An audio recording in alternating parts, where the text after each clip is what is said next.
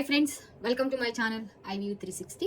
ఈరోజు ఈ వీడియోలో నేను ఏం షేర్ చేసుకోవాలనుకుంటున్నాను అంటే, ఇండియా నుండి అమెరికాకి రావాలి అంటే కొన్ని రూల్స్ అండ్ రెగ్యులేషన్స్ ఉన్నాయంట ట్రావెల్ చేయడానికి. అందుకోసం అని చెప్పని అవి ఏంటి అన్నది ఈ వీడియోలో నేను మీతోటి షేర్ చేసుకుందామని వీడియో చేస్తున్నానండి. ఎవరైనా నా ఛానల్ని మీరు ఫస్ట్ టైం చూస్తున్నట్లయితే నా ఛానల్కి సబ్స్క్రైబ్ చేయండి, లైక్ చేయండి, అలాగే షేర్ చేయండి. సరేనండి, ఇక మరి వీడియోలోకి వెళ్ళిపోదాము.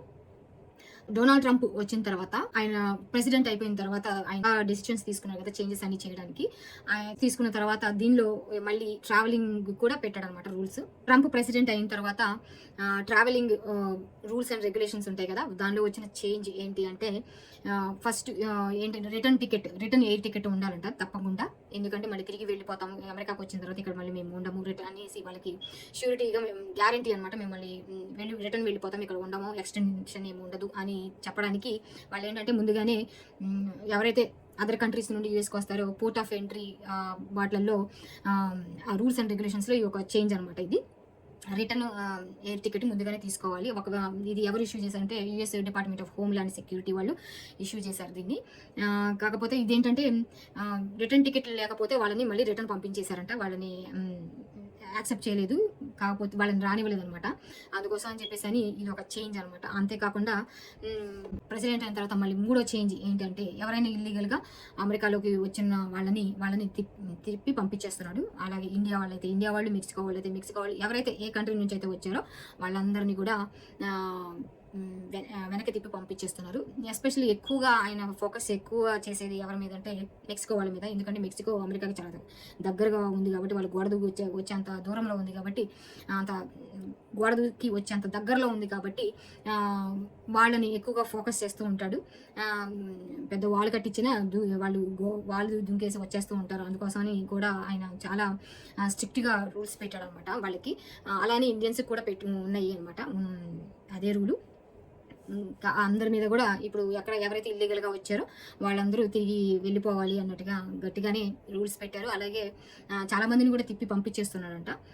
అది కూడా కొంచెం బాధాకరమైన విషయమే, కానీ ఇల్లీగల్గా వచ్చినందుకు వాళ్ళని మీద అలాంటి యాక్షన్ తీసుకుంటున్నాడు ఆయన. బలవంతంగానైనా కానీ సరే వాళ్ళని వెళ్ళగొట్టేస్తాడంట. వాళ్ళ నేమ్స్ అన్ని కూడా వాళ్ళకి గవర్నమెంట్ వాళ్ళ లిస్టులలో ఉంటాయి కదా, ఎవరైతే ఉన్నారో ఏంటి అన్నది అలాగా వాళ్ళకి తెలిసిపోతూ ఉంటుంది.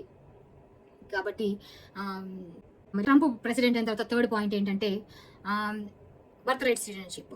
ఇంతకుముందు అయితే సిటిజన్షిప్ టెంపరీగా ఉన్న మన ఇండియన్స్ అయితే వాళ్ళందరికీ కూడా అదర్ కంట్రీస్ నుండి వచ్చి టెంపరీగా ఇక్కడ ఉంటూ జాబ్స్ చేసుకుంటున్న వాళ్ళకి పిల్లలు ఇక్కడ కానీ పుట్టినట్లయితే వాళ్ళకి సిటిజన్షిప్ ఆటోమేటిక్గా వాళ్ళకు పిల్లలకి సిటిజన్షిప్ ఉంటుంది కాబట్టి పేరెంట్స్కి కూడా సిటిజన్షిప్ వచ్చేది.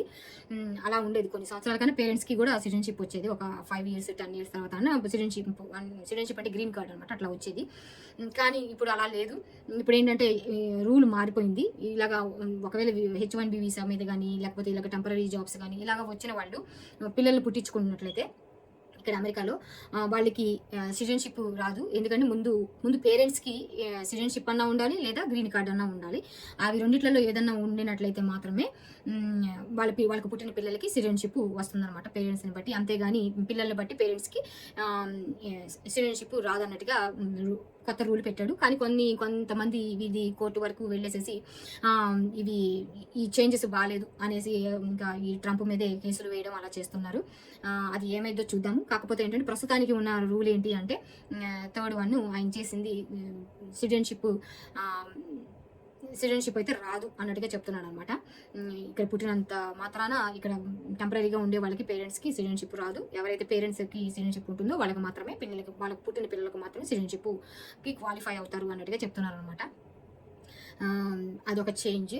ఇంకొకటి ఏంటంటే ఇండియా నుంచి కానీ మెక్సికో నుంచి కానీ ఎవరైనా ఇక్కడికి అమెరికాకి ఇల్లీగల్గా వచ్చిన వాళ్ళని తిప్పి పంపించేస్తాము అని చెప్పేసి అని ఇంకొక చేంజ్ అనమాట. ఇది 3 చేంజెస్ చేశాడు ప్రస్తుతానికి. ఇంకా చేంజెస్ ఇంకా చేస్తూనే ఉన్నాడు. ఇంకా ఏమేమి చేస్తాడో మనకి ఇంకా తెలియదు. ఒక్కొక్కటిగా వస్తుంది చేంజెస్. కాకపోతే ఏంటంటే మళ్ళీ ఇక్కడ ఇండియా వాళ్ళనే కాదు, ఆయన తిప్పి పంపించేస్తుంది. ఇల్లీగల్గా వచ్చిన వాళ్ళని మెక్సికో వాళ్ళని కూడా పంపించేస్తుంది. ఎందుకంటే మెక్సికో చాలా దగ్గరగా ఉంది అమెరికాకి, ఒక గోడ దూకి వచ్చేయచ్చు అనమాట అమెరికాకి, అంత దగ్గరగా ఉంది కాబట్టి వాళ్ళు మెక్సికో వాళ్ళ మీద ఎక్కువ ఫోకస్ చేస్తుంటారు. ఇండియా వాళ్ళు కూడా ఉన్నారు కానీ కంపేర్ చేస్తే మెక్సికో వాళ్ళకన్నా కానీ ఇండియా వాళ్ళు తక్కువ ఉన్నారు, మెక్సికో వాళ్ళు ఎక్కువ ఉన్నారు. కాకపోతే వాళ్ళ మీద ఎక్కువ ఫోకస్ చేసి వాళ్ళని పంపించేస్తున్నారు. అలాగే ఇండియన్స్ కూడా పంపించేస్తున్నారు. అదొకటి. ఈ మూడు చేంజెస్ గురించి మీరు ఏమనుకుంటున్నారు? ఈ ఈ వీడియో అంతా వినిన తర్వాత మీ కామెంట్స్ని ఈ వీడియోలో వినిన తర్వాత ఈ కామెంట్స్ చేయండి. ఇంకా ఎలాంటి వీడియోలు చేయాలో కామెంట్ కూడా చేయండి. Thanks for watching this video అండి. ఇంకొక వీడియోలో మళ్ళీ నేను మీతో కలుస్తాను. అంతవరకు ఉంటానండి. బాయ్ అండి.